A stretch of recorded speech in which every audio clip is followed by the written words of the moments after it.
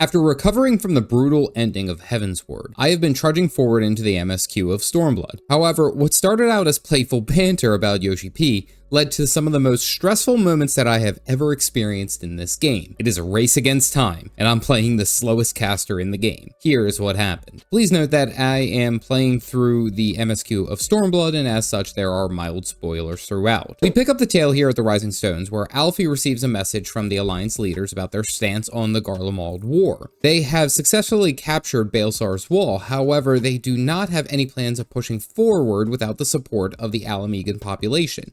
They won't act without the Alamegans at our back. But, like, to be fair, they've been under military lockdown for like 20 years. Like, why wouldn't they fight? Oh, right, Griffin just swooped in and screwed everyone over by sacrificing them to a primal. Yeah, that do be true. Well, Lise then asks Caff Dad if he'll protect her as she acts as a diplomat to convince the people to join her cause. Caff Dad straight up gives the mean mug because he's not over her lying to him for their entire time together. Also, Caff Dad looks incredibly fashionable here despite whatever chat has been saying. I know what fashion looks like. Well, the reason for this being so intense is because there is server maintenance here tonight at 11 p.m. Eastern Standard Time, so I have to huff it to get some things done. Well, we get an update from Goat Setsu and Yugiri to tell us that they're heading home, and then Lise gets a huge fashion upgrade thanks to Totoro. But seriously, I am glad that she kept the reverse pants. Like, her name wouldn't make sense at all by calling her reverse pants if they changed her outfit. Well, we get an expanded map out of Eorzea as well as Garlemald and Doma, and you could see a lot of undiscovered land. Not gonna lie, that's pretty cool. That kind of opens up the potential for going into different directions. We get a cinematic with reverse pants narrating, and we see the tower that we saw from Baelsar's Wall. That's a pretty cool reference, as well as the Stormblood screen opening. Alright, here we go. Chat greets me with a whole pack of glowing wolves, and now it's time to meet up Raubon to give him a hand in winning over the Resistance.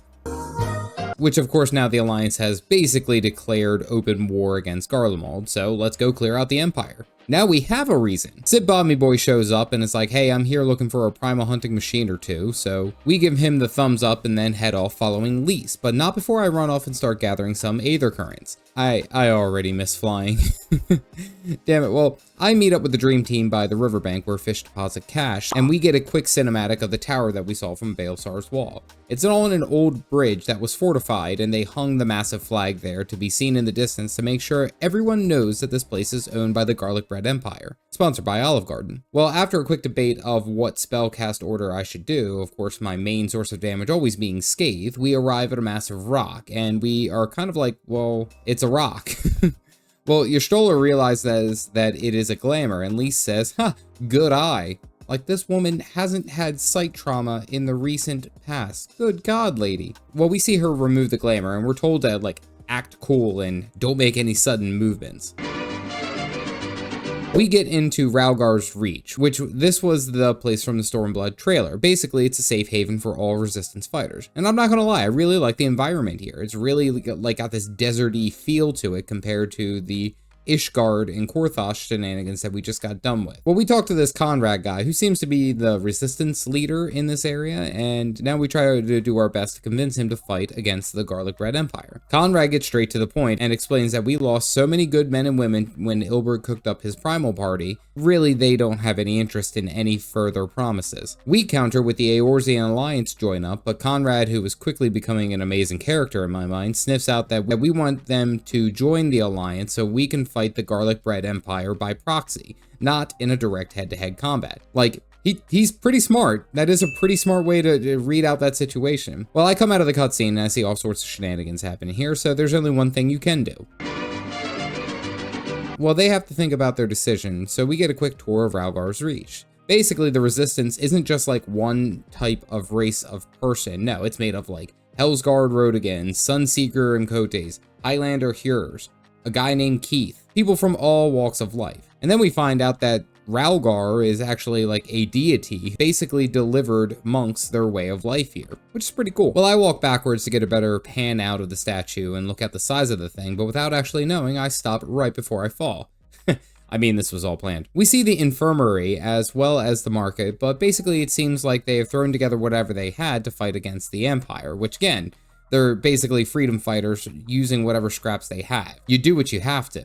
Well, Conrad is ready to talk with us, and he comes to the decision that they will accept the proposal with some caveat, because he says there's really only so much he can do. The resistance is fragmented and split up. Small pockets of resistance are led by other leaders, and only Raugar's reach is with us right now. So now we have to go out and make friends with all the peoples. Calling it now, we're gonna join everyone together and we're gonna push them all out. I'm just saying it now. Well, we have to split up and go and assist a bunch of the resistance fighters all around Girabana, but first we talk to Mifrid and he's like, "Hey bud, do you remember me?" And basically I'm like, "Dude, I'm not gonna lie to you. I'll be straight with you. I have no idea who you are." I've never met this man in my life. Well, he wants us to go Alagana, which immediately gets internalized as Alligator, where Reverse Pants is from. Time to go home. We get another cutscene hearing Reverse Pants talk about how the people have been treated worse than dogs, beaten down, and basically tread on their entire life. But it's up to us now to save everyone. All right, here we go, saving the world again. And of course, not before I run off and find another Aether Current fighting for my life against these Quirian meat eaters, which apparently are like rats. Like, I'm getting smacked out here. Black Mage, I need to learn how to play Black Mage. Well, here we are at Alligator because the village lost some people, and apparently there is some who still may be sympathetic to the cause and willing to help. Reverse Pants says the obvious and says, why not just barge in there and ask for people to help? But Mifrit's like, you would then see the whole village burn, you dingle. Because the Empire would say, yep, you're all resistance, kill them all. Doi? So we go and talk to the village elder, and he ain't having none of our shit. He calls Reverse Pants by her last name, which is Hex. Lise Hex. Interesting. That's not what I thought her last name would have been. I've already internalized her name as Least Reverse Pants, but no, okay. Mifrid then says the smart thing and is like, well, there's probably people here in this town who need us to kill things or to do things for them, so let's go make some friends by doing quests. Yay! So we go and kill some birds and hilariously oversized crickets for their body parts to make some tea that's going to make this lady feel better. Then we manhandle some other dude's sacks and get all this stuff back to the people of Alligator. What did he say? We find out that the limping lady is sad because some Imperial soldiers wounded her and caused her dad to die because she couldn't get back in time to save him. Well, we bring our giant sack over to this guy and he's like, heh, we can only fight back a little bit, but we are at the end of our ropes. Then we talk to Lise and she's being told off by this cynical youth, but like legitimate, I just walk up and I'm like, is there a problem? Apparently he's had enough of the resistance and doesn't want anyone else dying, which I can't blame him after what Griffin did. Like, seriously? Well, we talk about our results and then we hear a scream in the distance. Apparently a woman was walking with her brother to bring the tribute to Alligator to pay off the Empire, but they were attacked by some of the rat folk who stole the money and the brother. If the Empire doesn't get their money, it's definitely going to be breaking someone's kneecaps. Now comes the time crunch. I have less than 5 minutes to finish this quest before the server shut down, but I am on the slowest caster in the game. Oh boy, this is going to be scary close. Well, because I'm playing the Black Mage, chat comes up with the clever name of Caffeinated P, because Yoshi P does play the Black Mage, or is known for the Black Mage. And that name is a mix between Caffeinated Dad and Yoshi P, but it goes terribly wrong, and then it swings the other way to become Yoshi D. Good God, guys. Well, listen to this. Give Skate an upgrade. We are making it out of the alliance with that one. Yoshi D. Yoshi D. I don't know if these are getting better or worse. Who are you? I'm Yoshi D. That's enough of that one. Anyway, we go ahead and kill some of the rat men all the way up to the top of this ziggurat, and now my underperforming body is fighting against 3 level 60 mobs, and my face is getting pushed in. So I creatively use sleep to keep the enemies under wraps and use a potion to get my HP back. Now I have 1 minute left before the servers disconnect, and a mob that's about to kill me. Well, I'm using sleep and everything else I have at my disposal, but it's a 1v1 against this meat carrier, and I only have like 15% HP. Well, luckily I get the kill, and not a second after I get the kill, the server disconnects. Please never make fun of Yoshi D. He will find you and ruin your evening. Good gracious. All right, so thankfully I was able to get into the Stormblood expansion and starting to paint the picture of the Alamegan resistance. It's a really crappy situation. You have completely burned out folks who are tired of fighting against the Empire, and they really can't take too much more of it, but what else can they do? There are some people who are still willing to fight, but they're few and far between. It actually paints a really pale picture of the state of things here in Girabana.